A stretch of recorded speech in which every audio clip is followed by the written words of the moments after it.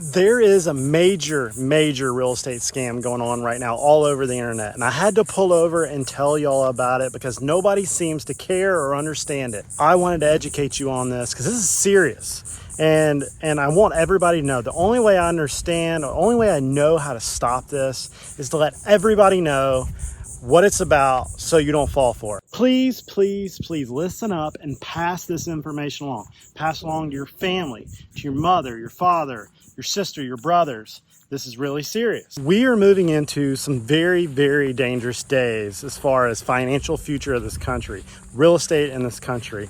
What if I were to tell you there is a group of people out there that are shotgunning, I'm gonna call it shotgunning title on real estate.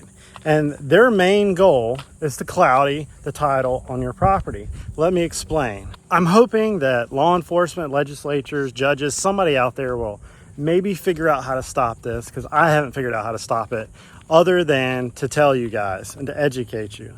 I've spent the last, weeks trying to figure out how to stop this. I have personally encountered this. So we all know what a wholesaler is. If you don't, it's when somebody says they're going to offer cash for a house, get the property under contract, and they try to sell the equitable paper, the contract, to another investor, and then make the split when they close. Well, that's that gap in the middle. Well, normally that's what they'd want to do. Well, these guys, and I don't want to teach anybody how to do this, but I have to educate you on how this works. If you're a for sale by owner, listen up. This one is directly targeted towards you. If you're elderly and you don't understand how real estate works, if you're a normal person and don't understand how it works, they're preying on you. Every time I've encountered these guys, which they've called me probably 5 times in the last 2 weeks, and when they find out I'm a real estate agent or a professional, they hang up on me.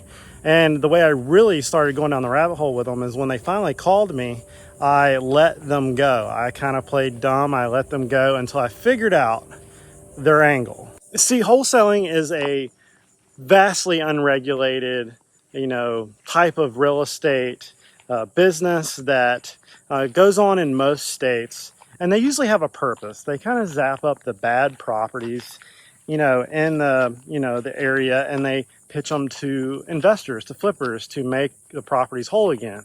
Well, in that vast unregulated territory, there has become these people that are using it to prey on normal people that have a house and just want to sell it. This is one of the many traps in real estate that those that don't do real estate every day just do not know that are out there. I mean, they're like actual landmines and deals.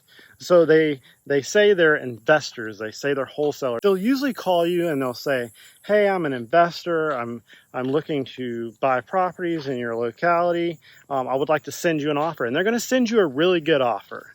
And that's part of it.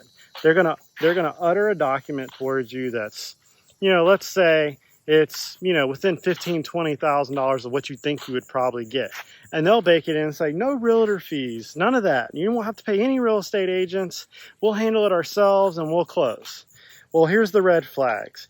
They're going to send you just some crummy old contract, and then they're going to take it and they're going to get you to e-sign it, okay? Because we all know e-sign is easy, and it's so easy that most people will sign the document without even looking at it. And that's the problem. They'll get you to sign it, and then now they've got you. And people will say, well, a real estate contract isn't any good without earnest money. Well, hold my beer. I'm going to tell you how that works, okay? I don't want to go too far into details because I don't want anybody to hem me up about it. I did not do this. I have nothing to do with it. I'm just trying to teach you how not to have this to happen to you.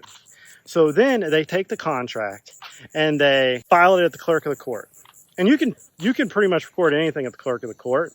Doesn't mean it's real or not, but it clouds the title. And here's where it gets crummy. The dates on your contract are going to be very wide. They're going to be so wide, 5-6 months. And that gives them plenty of time to really hem you up because they're going to ghost you and they're going to disappear on you. And they're going to sit back and wait until you cannot sell that property. Let's say you go right back on the market with it because no earnest money, right? That's what every, lawyer, real estate agent will tell you. Oh, there's no earnest money. Don't worry about it. Put it back on the market. Well, let's say you get another buyer and you get under contract and you get to the closing table. You're ready to close. That title insurance company is not going to underwrite it. They're going to say there is an outstanding blah, blah, blah on this property. And the only remedies for this is for you to either pay the wholesaler or the ghost company uh, their fee to relinquish it, which could be whatever they want.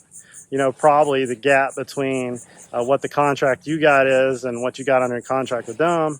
And it'll just go into the ether, and hopefully they will let you go. And that's what most wholesalers do, because the first thing they're taught to do is when they get a contract, you record it at the clerk of the court. And then they got you on notice. They have notified the court, they've notified the system that you are under contract.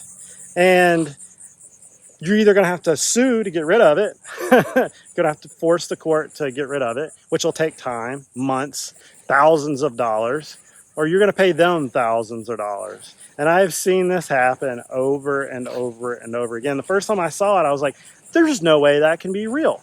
But the thing is, our system is so lethargic, especially real estate, that it will take so long to get rid of it. And our system is not geared up to fixing these type of problems. I'm over here at Navy Point. Check it out. I'm over here on the beach. There's a little walkway right here. It's an awesome place. Really good place to stop, do a video like this, because I'm trying to help y'all out. Now follow me on this. Most of these LLCs that they use are ghost LLCs, and let me explain.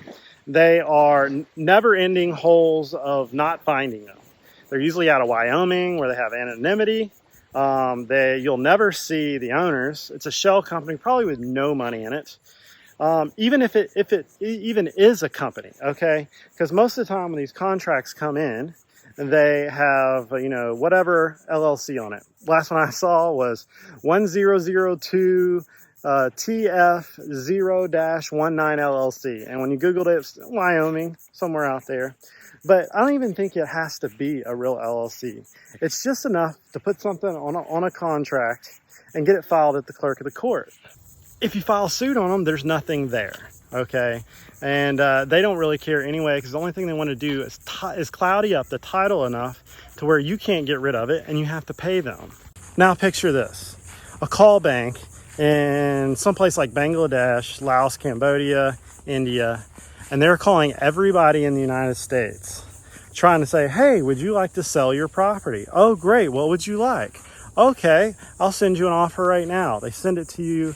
You think that's great. Most people don't understand proof of funds, anything like that.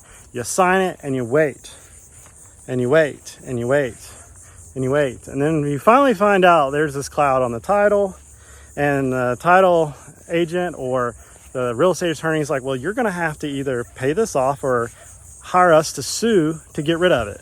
And there's your conundrum.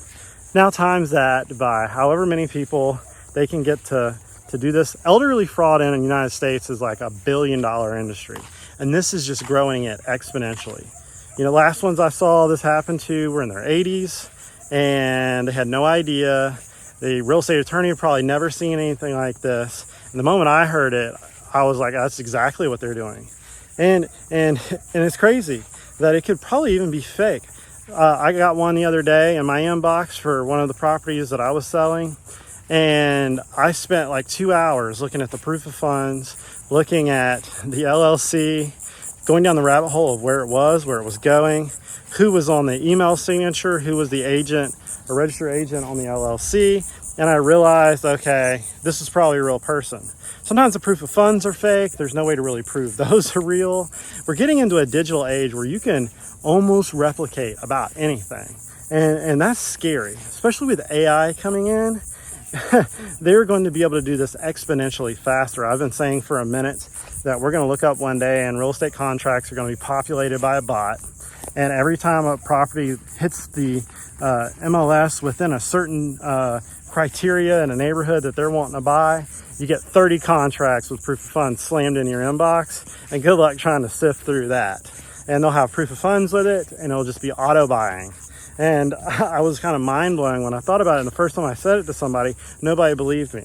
And it seems like every time these come up, if you called the sheriff's department and tried to tell them that somebody in Bangladesh is doing this or somebody in the locality is doing this, they wouldn't believe you, because it's just so hard to nail down with e-signatures and across state lines. And I just hope somebody figures this out and figures out how to stop them.